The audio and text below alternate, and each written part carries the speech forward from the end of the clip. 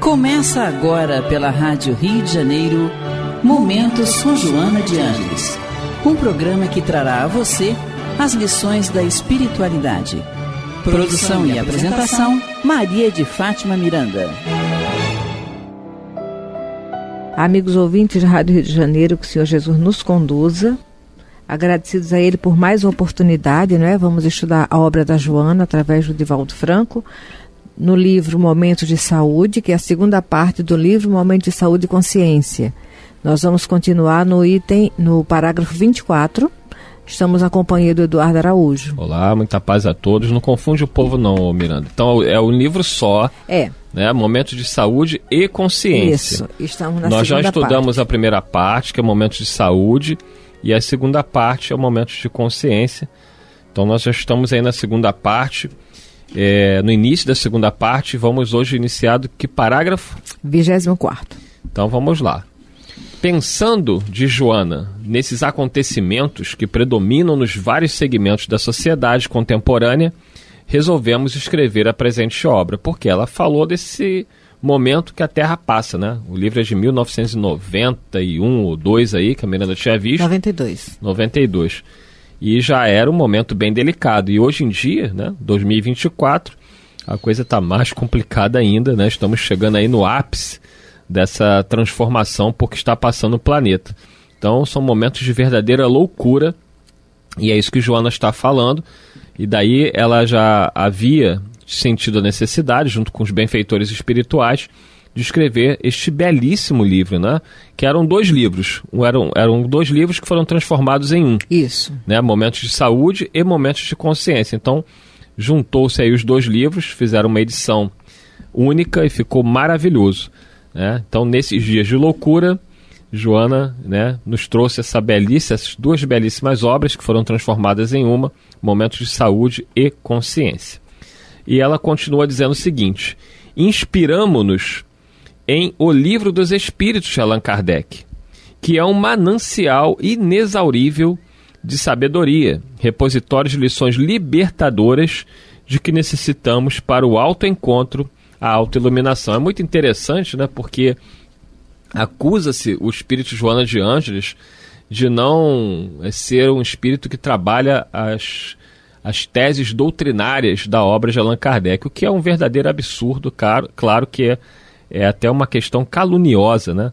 Está aqui a frase de Joana, né, dizendo que se inspirou para escrever esse livro, né, em O Livro dos Espíritos de Allan Kardec, Miranda. São as nossas dificuldades, né? Erasto, ele traz uma informação para nós do Livro dos Espíritos, que é preferível negarmos 10 verdades do que aceitar uma mentira. Quando nós aceitamos uma mentira e somos divulgadores dela, o orgulho nos impede de refazer o caminho, de identificar o equívoco, de nos corrigir e nos tornar instrumento do bem. Então, quando nós lidamos com essa postura de alguns companheiros, nós lamentamos e ficamos refletindo quanto tempo perdemos quando agimos de forma semelhante. A gente vê que ela inicia esse capítulo que nós estamos estudando com uma pergunta de O Livro dos Espíritos.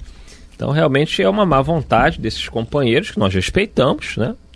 Livre-arbítrio, mas fica muito claro, né, que acusar Joana de Ângeles de ser um espírito que é indiferente às obras de Allan Kardec é uma questão caluniosa, né? Não condiz com a realidade. Vamos lá. Ela continua dizendo o seguinte: o amadurecimento intelecto-moral faculta a consciência e esta propele para a verdade e a vida.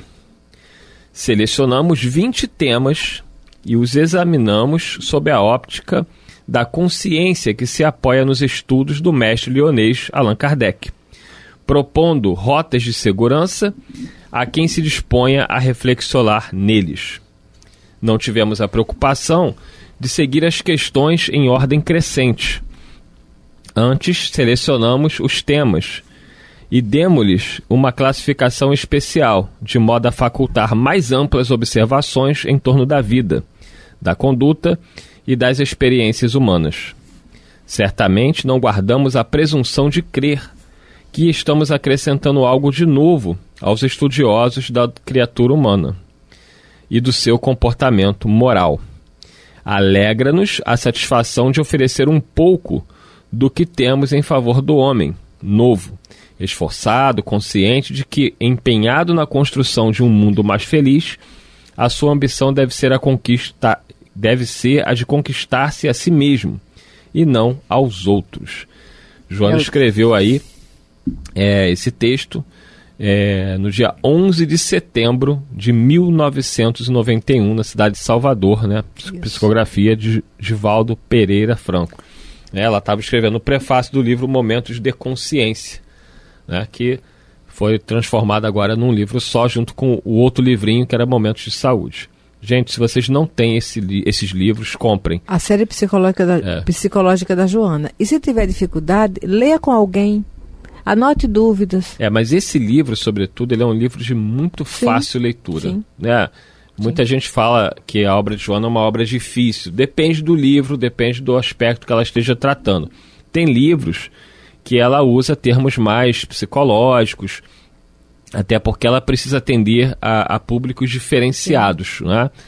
Mas esse livro em especial, esses 2 livros que foram transformados em um... É uma série de bolsos que ela tem, momentos de felicidade, momentos de alegria. São maravilhosos, né? Então, o Momentos de Saúde, o Momentos de Consciência eram 2 livrinhos e foram transformados em um livro aí, vocês vão conseguir encontrar hoje em dia, né? Que é o livro Momentos de Saúde e de Consciência. Vale muito a pena. É de fácil leitura, né? Ela usa uma linguagem até certo ponto mais simples. Hoje em dia, com a internet, fica muito mais fácil. Se você tem uma dúvida sobre algum termo que Joana utiliza, algum aspecto psicológico, uma palavra desconhecida, você vai lá no Google, digita e você ainda vai aumentar, né, os seus conhecimentos, sua cultura, seu aprendizado. Então isso é muito bom porque nos estimula ao aprendizado. Então dizer que a obra de Joana de Anjos não dá para ler, não dá para estudar, não é verdade. Sobretudo esses 2 livrinhos que foram transformados em um, que é Momentos de Saúde e de Consciência. Vale muito a pena que vocês adquiram. Interessante que ela diz no 29º parágrafo: certamente não guardamos a presunção de crer que estamos acrescentando algo de novo aos estudiosos da criatura humana e do seu comportamento moral. Nós vamos observar que o novo mesmo, aquele com autenticidade, vem com Jesus. Não é? Porque ele preparou um caminho com a lei, os profetas vieram, trouxeram a lei divina e ele veio dar o testemunho dos profetas e da lei. Então a terra com Jesus é um mundo novo. E depois de Jesus, olha, tudo é desdobramento do novo que ele traz. Kardec com o Consolador, toda uma obra ali de dedicação e de entrega, junto com N espíritos que estiveram atentos para cumprir a missão, é como se estivesse abrindo o livro da Boa Nova. Jesus trouxe a vivificação da Boa Nova. E depois de Jesus, aqueles que trabalham com coerência no bem, é como se estivesse abrindo os capítulos do livro que Jesus trouxe. Então vamos aí no primeiro capítulo, né, dessa segunda parte aí, que é a aquisição da consciência. Então, vamos nós aqui. Joana de Anjos nos diz: o momento da conscientização, isto é, o instante a partir do qual consegue discernir com acerto, usando como parâmetro o equilíbrio, alcanças o ponto elevado na condição de ser humano. Efeito natural do processo evolutivo, essa conquista te permitirá avaliar fatores profundos como o bem e o mal, o certo e o errado, o dever e a irresponsabilidade, a honra e o desar, o nobre e o vulgar, o lícito e o irregular, a liberdade e a libertinagem. Quer dizer, nós temos que fazer escolhas, não é? Diante dessas possibilidades aí que o processo evolutivo nos faculta, nós temos que avaliar esses fatores e escolhermos qual caminho queremos seguir, estando cientes daquilo que Jesus diz: a semeadura é livre, mas a colheita é obrigatória. Maria de Fátima Miranda. Por isso que ela inicia o livro justamente com a questão 630 do Livro dos Espíritos, que vai tratar do bem e do mal. Então, para que nós possamos escolher entre um e outro, precisamos conhecer. O mal nós trazemos em nós no instinto de sobrevivência que nós estamos exacerbando. O bem é o chamado de renovação que Jesus nos traz. Então, o ideal é que busquemos refletir toda a nossa experiência, o que nós carregamos em nossa maleta, à luz do amor de Cristo, que vai fazer claridade e nos auxiliar a seguir no caminho do meio. Ele é esse hífen de luz. A proposta dele é de renovação. É o caminho do meio que nos ajuda a sair das polaridades do desequilíbrio. Considerando ainda que o bem em si, ele jamais vai levar ao desequilíbrio. Mas como nós não trazemos ele conosco, nós disfarçamos o mal em bem e com isso nos equivocamos. Isso aí. Joana continua dizendo o seguinte: trabalhando dados não palpáveis, saberás selecionar os fenômenos existenciais e as ocorrências, tornando tuas diretrizes de segurança aquelas que proporcionam bem-estar, harmonia, progresso moral e tranquilidade. Essa consciência não é de natureza intelectual, atividade dos mecanismos cerebrais. É a força que os propele, porque nascida nas experiências evolutivas, a exteriorizar-se em forma de ações. Encontramo-la em pessoas incultas intelectualmente e ausente em outras, portadoras de conhecimentos acadêmicos. Quer dizer, não é necessário que a pessoa seja privilegiada nos conhecimentos intelectuais para ter a capacidade de fazer esse discernimento, Miranda. Às vezes estão recheados de cultura, de conhecimento do mundo, que não sabem ainda usar em benefício da própria paz, da própria felicidade, da edificação do bem por onde passam, não é? São doutores no mundo, mas não são doutores de si mesmo. Gostei, é por aí.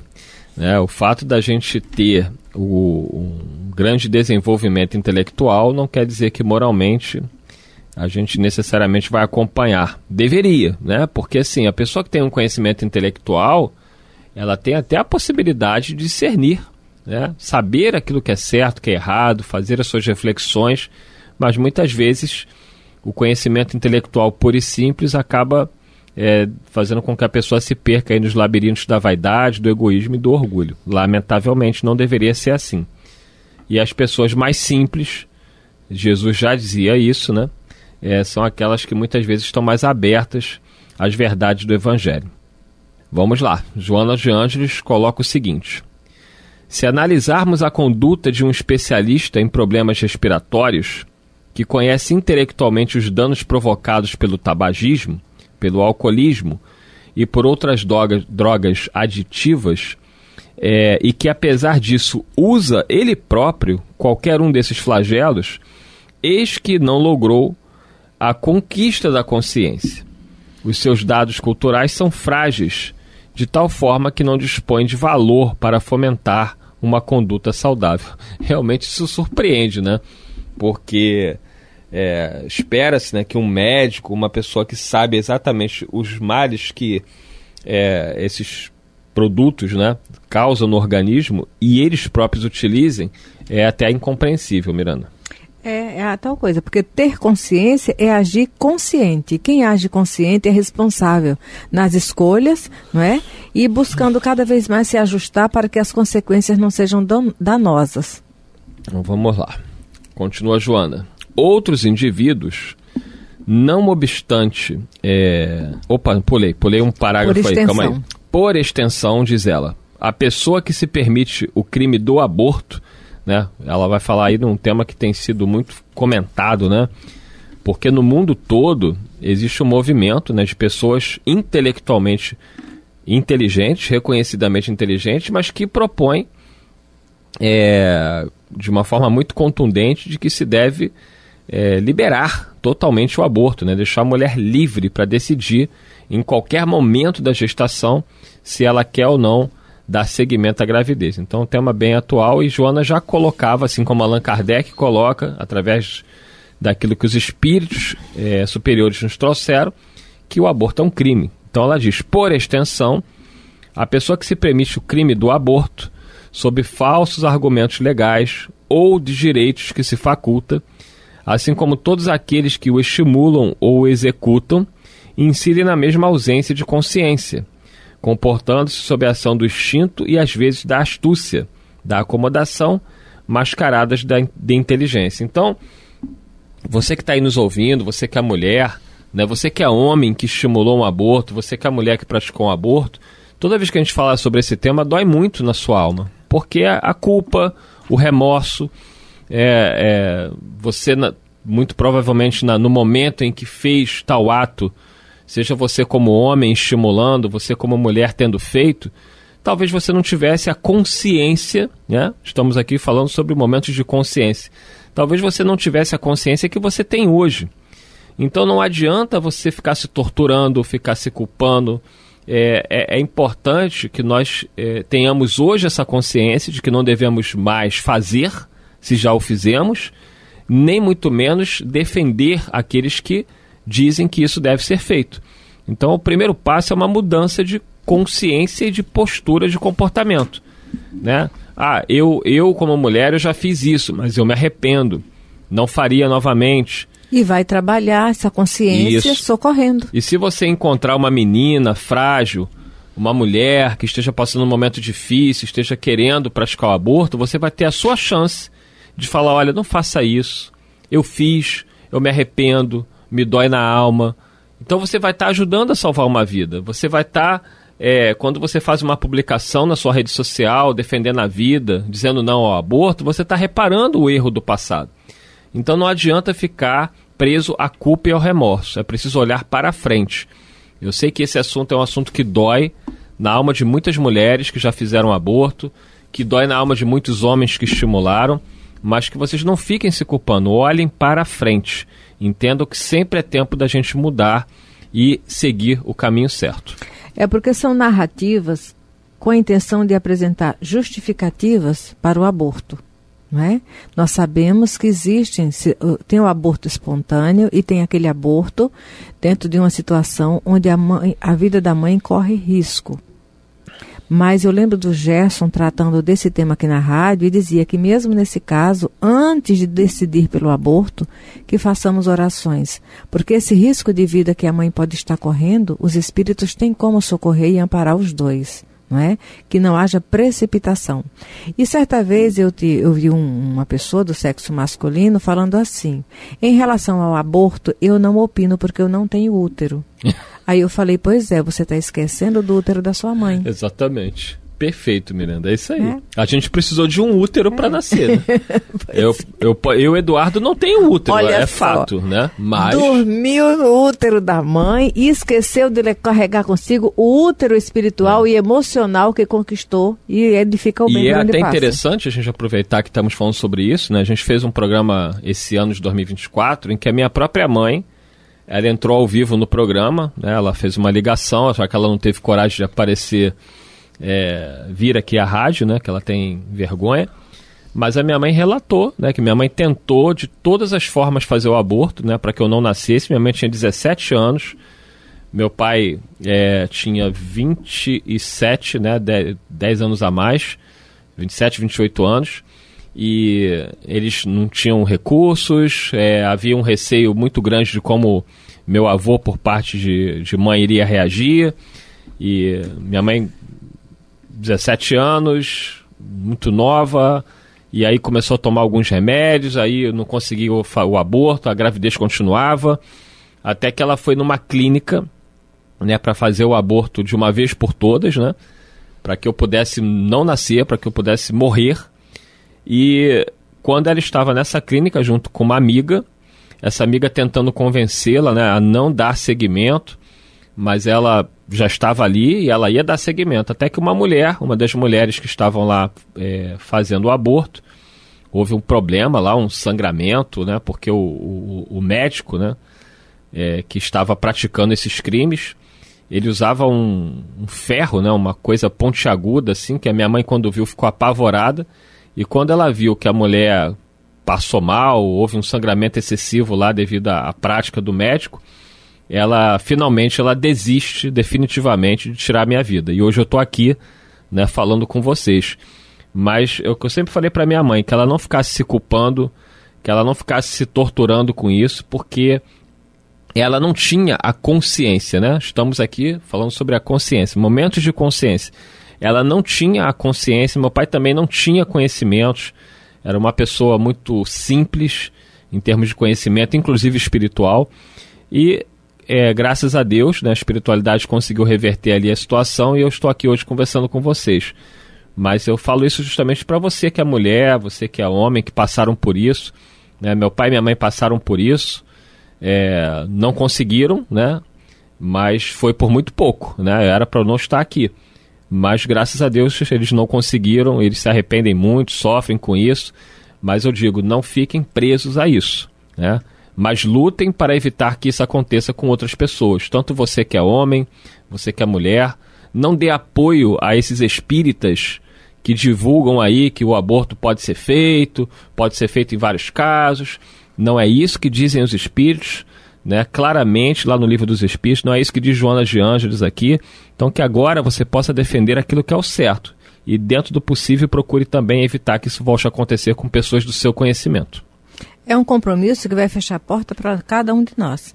Quem se comprometer com o aborto está fechando porta para novas oportunidades, que não serão dadas sim, mas à custa de muito sofrimento, perturbação e dor. Porque um dia vamos precisar desencarnar e reencarnar. Exatamente. Então úteros estarão fechados. E para onde vamos? Para aquelas situações onde há primitividade e graça. E Joana de Ângeles aí continua dizendo, outros indivíduos, não obstante sem conhecimento intelectual, possuem lucidez para agir diante dos desafios da existência, elegendo o comportamento não agressivo e digno, mesmo que a contributo de sacrifício. Então, pessoas mais simples, né? A avó da Miranda, ela gosta das coisas que ela conta. Era uma mulher analfabeta, não é? Sim. Mas extremamente sábia.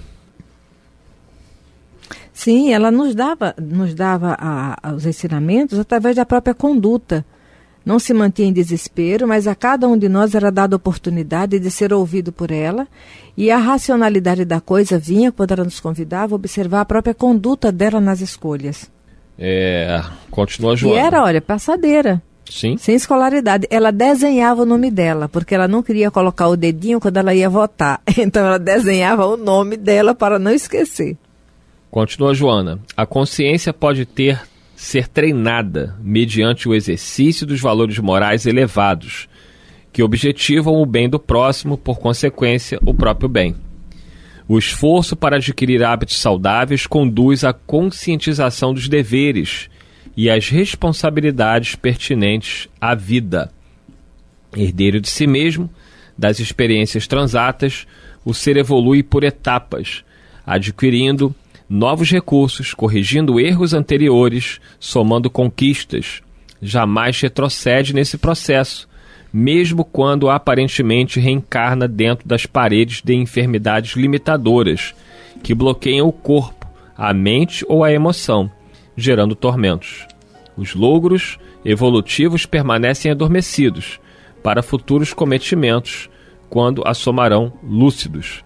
A aquisição da consciência é desafio da vida, que merece exame, consideração e trabalho, Miranda. Somos herdeiros de nós mesmos e jamais conseguiremos fugir, cada um de si.